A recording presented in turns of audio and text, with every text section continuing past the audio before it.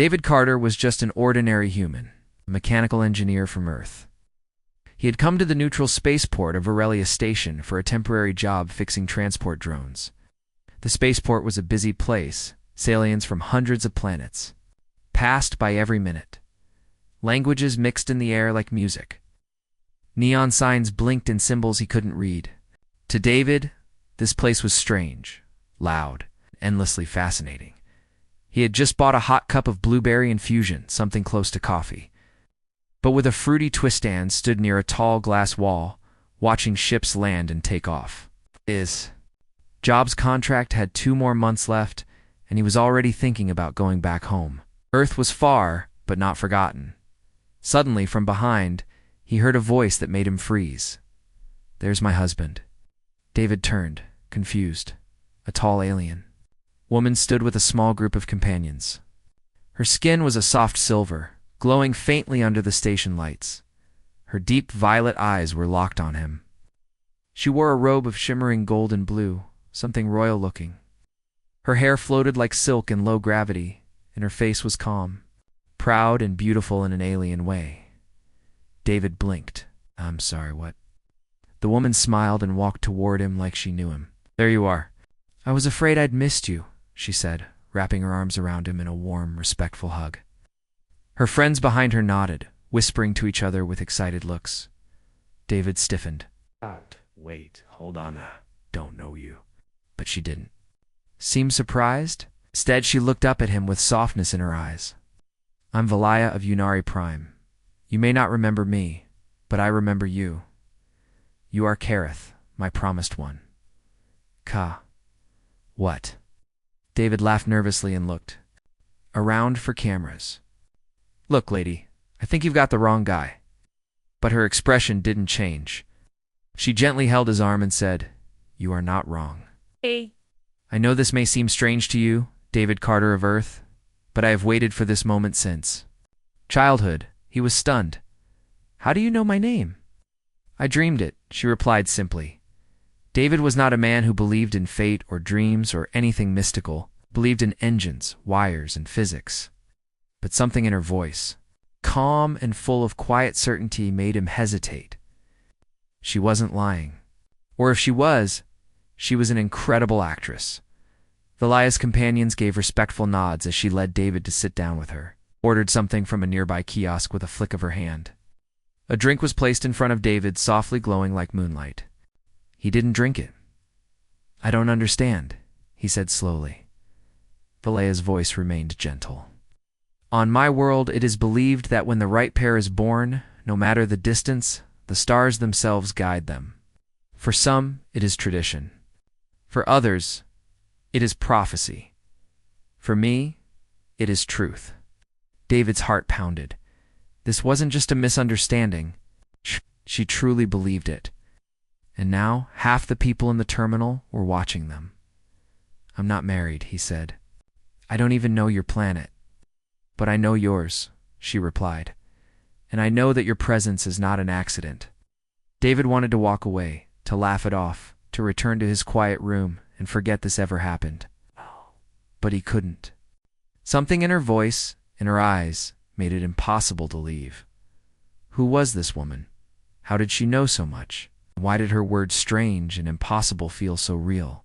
In that moment, David Carter realized that whatever this was, it was far from over. Deep inside, despite every doubt, a small part of him whispered, "What if it's true?" David Carter had never felt so confused in his life. He sat across from Valaya in the corner of a quiet lounge, his untouched, glowing drink still on the table. Around them, the world moved like normal aliens boarding ships, holograms flashing, ads and loud announcements echoing in different tongues. But to David, everything felt far away. "I think you've mistaken me for someone else," he said again, his voice unsure.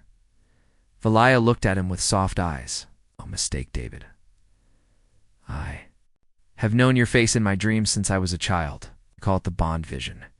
Only Unari females who carry royal blood can receive it. It shows us the face of the one chosen for us, the one who will complete our destiny." He stared at her, unsure whether to feel honored or alarmed. I'm not royalty. I'm not anyone important. But you are, Valea said calmly. You are human, and that changes everything. David frowned. What does that mean? She leaned closer, speaking in a softer tone. Long ago, our scientists discovered that Unari DNA was weakening over generations. Slowly, quietly, our people are losing the ability to evolve. That's why the dreams returned. Our ancestors once made contact with humans, and some believed that a perfect match would be born across the stars. He shook his head. That's a lot? You're telling me I'm part of some ancient plan? Yes, I believe you are the key to our future. David sighed and rubbed his hands over his face. Okay, let's say I believe you. Why not just ask me to help? Call me your husband in front of everyone? Valea's cheeks glowed slightly, a Unari blush. Because if I had approached you formally, your answer might have been no. But when I saw you, when I recognized you, I followed my heart. I told the truth as I saw it. David's heart was pounding. She looked so sincere, so composed. There was no fear in her, no trickery. But it still felt like too much, too fast. I'm just an engineer, he said quietly. I fix broken things. I'm not a hero. I'm not a prince. I don't even like crowds. Valaya smiled gently. That is why you were chosen. The universe always finds balance. You are not loud or proud. You are stable, quiet strength. Our people need that more than you know. David didn't know what to say. Half of him wanted to run. The other half wanted to stay just to understand. Who was he, really? Was his life on Earth truly his full story? Then Valea handed him a small device. This is a secure data crystal. It has everything. The history of the Unari, our research, our story, and why you matter. David took it slowly. It was warm in his hand. Strange symbols glowed faintly across its surface. I don't expect an answer now, Valea added. But we leave for Unari Prime tomorrow. Would like you to come. Not as my husband, not as a savior, just as yourself. Her eyes met his against steady and kind. David nodded slowly, still unsure but curious, very curious. He knew his life would never be the same, and somewhere deep inside, a strange feeling stirred. Not fear, not confusion, hope. The ship to Unari Prime was unlike anything David Carter had ever seen. It wasn't made of steel and bolts like Earth ships. Instead, it flowed like a living creature's soft curves, glowing walls, and no visible engines. It hummed gently, as if it breathed. The moment he stepped aboard, David felt like he had entered a dream. Valaya stayed close, but respectful. She did not force conversation. Instead, she gave him space to think, to breathe. He sat near a large window, watching stars drift by, his mind racing with questions. Could this all be true? Could a simple human from Earth really be connected to something so big? After a short sleep in his guest quarters, David was taken to a medical chamber. Valea had explained earlier that a basic scan was needed to confirm their findings. He had agreed partly out of curiosity, partly because part of him wanted answers. The chamber was warm and silent.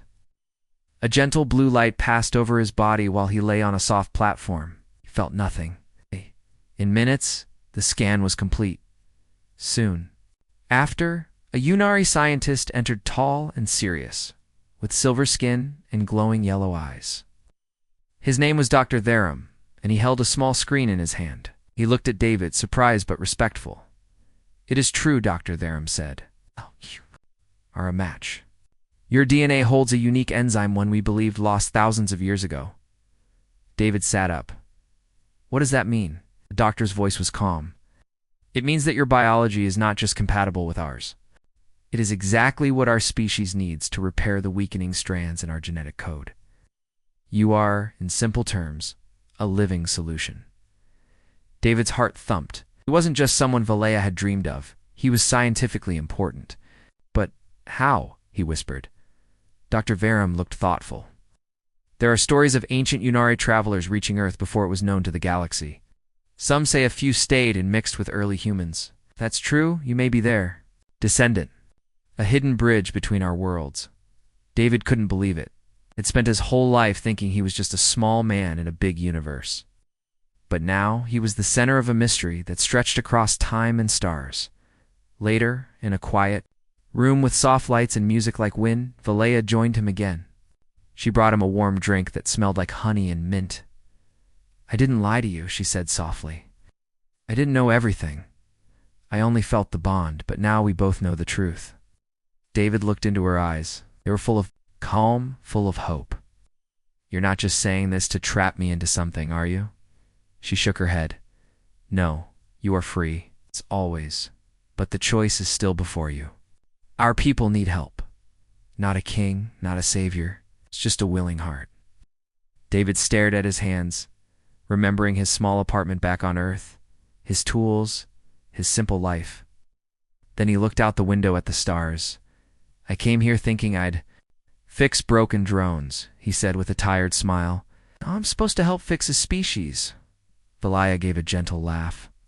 "Perhaps the stars had bigger plans for you." David didn't answer. Not yet. But something inside him had changed.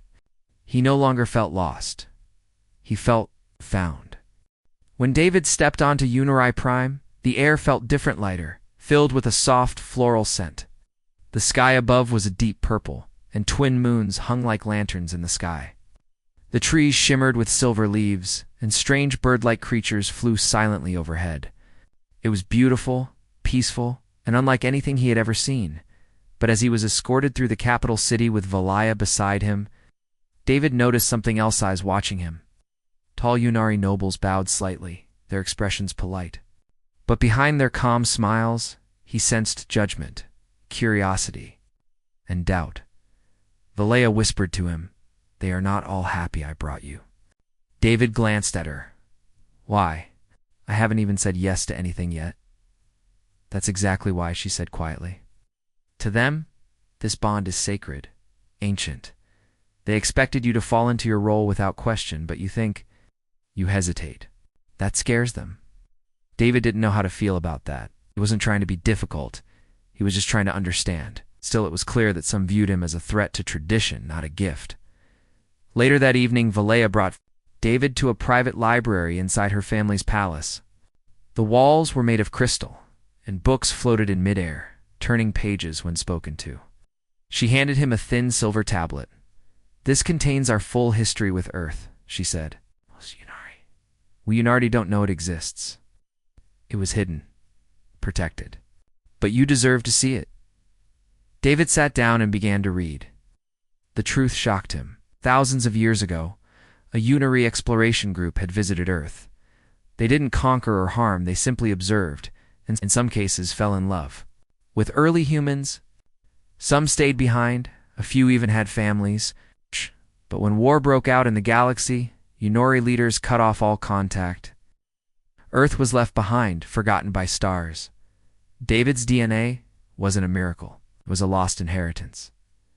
As the night went on, David looked at Valaya with new eyes. "So your people ran from Earth, and now they want something from it again?" Valaya nodded slowly. "Some do. Others fear what Earth represents.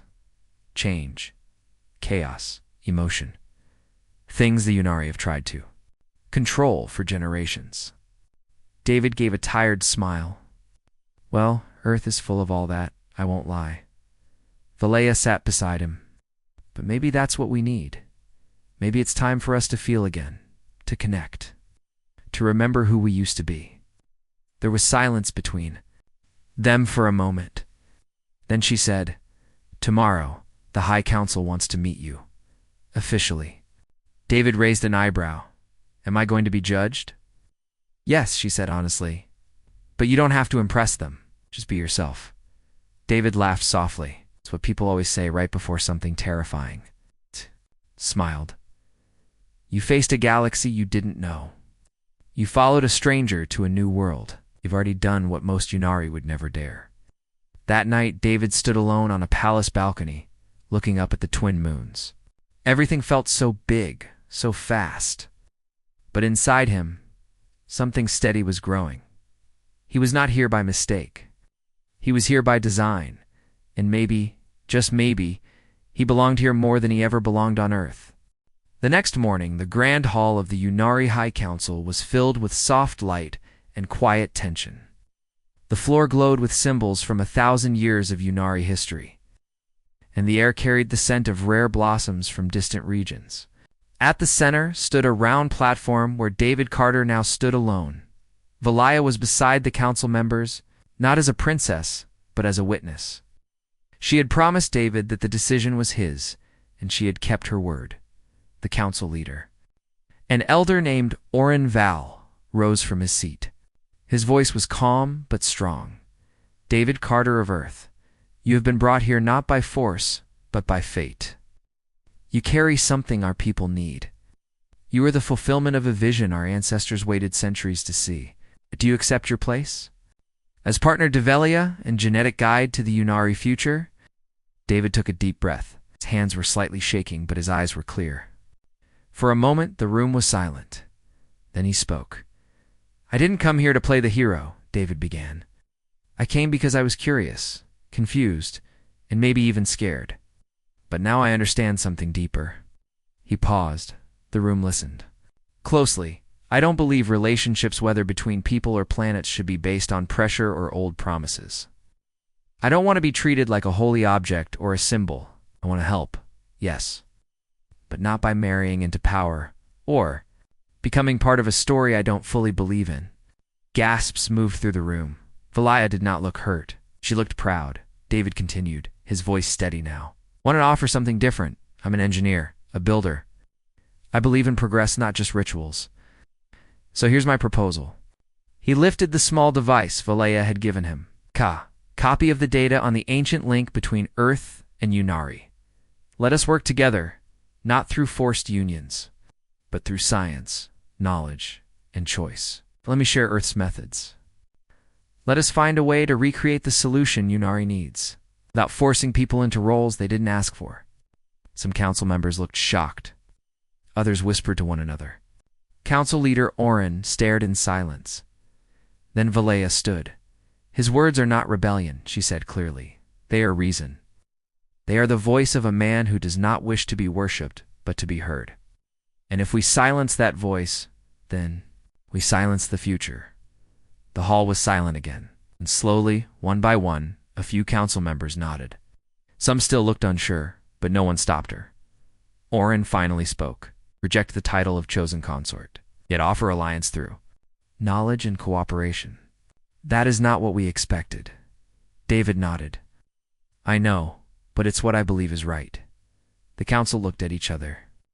After a long pause, Oren finally said, Then let us see where this path leads. As David stepped down from the platform, Valaya met him at the stairs. You surprised them? She whispered. I surprised myself, David replied with a tired smile. Valaya looked at him with respect. You chose to be more than a symbol. You chose to be real. He nodded slowly. And you let me. In that moment, there was no need for royal words or ancient promises. It was only trust, and that was stronger than any tradition. The days that followed David's proposal were filled with change, curiosity, and quiet tension. Scientists from across Unari Prime came forward to speak with him, sharing ideas, asking questions, and testing possibilities. For the first time, Earth's way of thinking, open research, choice. And innovation was being welcomed into a world built on strict tradition. David felt useful. He worked day and night with Unari researchers, using both human and alien knowledge to recreate the rare enzyme hidden in his DNA. It was tiring, yes, but it gave him purpose. He was no longer just a guest. He was a builder of hope, but not. Everyone wanted change. In the shadows of the palace, old voices whispered. Noble families who had waited years to tie their bloodlines to Valaya's were angry. To them, David was not a gift. He was a threat to their plans and power. He had refused the sacred path. And worse, Valaya had supported him. One night, as David returned from the science center, 2 guards approached him quickly. Their faces were pale. You must come with us, one said firmly. David's heart skipped. What happened? It's Princess Valaya. Someone tried to remove her from council power. The High Chamber has been locked down. Rushing through crystal halls and glowing corridors, David finally reached a safe room where Valea stood with her personal guards. She looked tired, but calm. Her eyes met David's, and she gave a small, grateful smile. "They tried to vote me out," she said softly. "Said I had broken the sacred way, now that I allowed foreign ideas to poison our future." David stepped forward. "Because of me, because of us," Valaya corrected. "They fear the bond we chose, not the one they expected." That night, David couldn't sleep. He stood outside, under the twin moons, staring into the deep, purple sky. He had come here by accident, but now his presence was shaking the very foundation of a world. He asked himself again and again, was he doing the right thing? Was he helping or breaking something sacred? The next morning, the tension reached a breaking point. A group of noble families called for Valea's removal and demanded David be sent back to Earth immediately. But Valea had a plan. "We will not fight their fear with silence," she said to David. "We will show them the truth." Using the knowledge they had gathered, Valea and David went live on a planet-wide broadcast. Together, they shared the scientific proof that the enzyme could be recreated in labs. It would take time and effort, but it was possible. No forced unions, no ancient visions, just research and choice. David spoke from his heart. "I'm not Yunari. I'm not royal. But I believe in something simple. No one should be forced into destiny. You should choose your future, not be told what it must be." Millions watched. Some were shocked. Some were moved. Some were changed. But not all. That night, someone tried to breach the research center. A silent alarm was triggered, and guards stopped the attackers just in time. The message was clear. Not everyone wanted peace. As David stood by Valea, watching security footage of the incident, he whispered, "Maybe I should have just walked away when I had the chance." She looked at him, her voice firm. "No, if you had, I'd still be standing alone, but now I'm not." David nodded slowly. No, he wasn't just a visitor anymore. He was part of something bigger, something worth fighting for. The sun on Yunari Prime rose slower than it did on Earth. Its light painted the silver buildings with a soft golden glow. Birds with glowing feathers sang in the early air. And the city, despite recent tensions, was calm. Inside the central research tower, David stood beside Valaya, looking at a small screen. On it was the final result of their work. The enzyme, once hidden deep in David's DNA, had been fully replicated in the lab. It had taken weeks of testing, thousands of combined hours, and the efforts of both Yunari and human minds. But it was done. Valaya placed her hand gently over the screen. Her voice was soft. "This means our people will survive. Our future no longer depends on dreams or old traditions. It now lives in truth." David nodded, pride filling his chest. He didn't think he'd feel this way, especially in a world so different from his own. But now, this place felt less like a mission and more like a home. Outside the tower, citizens began to gather in the open square. The broadcast had gone out an hour earlier. Avella and David had shared the breakthrough with the entire planet. Their message was simple. The future belongs to everyone. It must be chosen, not forced. That message spread like light. People who once doubted began to speak in support. Young scientists, students, and even elders stood together, no longer afraid of change. Some of the old noble families still held on to the past, but their voices had grown quiet. The people had seen the truth with their own eyes. Later that day, Valaya stood on the high steps of the palace, dressed not in royal robes, but in a simple white cloak. She addressed her people. "I am not here today as your princess," she said. "I am here as someone who once believed in fate, but now believes in freedom. We cannot build our future on fear. We must build it on knowledge, trust, and unity." David stood beside her, not as a ruler, not as a husband, but as a partner. The title didn't matter anymore. What mattered was the work they had done together. As the speech ended, the crowd cheered. For the first time in many years, Yunari Prime felt alive again, not bound by old traditions, but open to the stars. That evening, Valea and David walked alone in the quiet garden behind the palace. The air was cool, the moon shining above. Like silver coins in the sky, Valea looked over at him. "When I first saw you at the spaceport, I told my friends there's my husband. I didn't know what would happen." David smiled. "Neither did I. I almost ran away." She laughed gently. "But you didn't. You stayed. You questioned. You challenged everything, including me." David looked into her eyes. "You let me choose, and in the end, I chose to stay." She reached out and took his hand. No words were needed. In the stillness of that moment, everything was clear. They weren't bound by blood or titles. They were bound by choice, by respect, by the hope of something new. And as the stars shined above them, David Carter, once just a simple engineer, from Earth became part of a story that would echo through galaxies, not because he was chosen by fate, but because he chose to make a difference.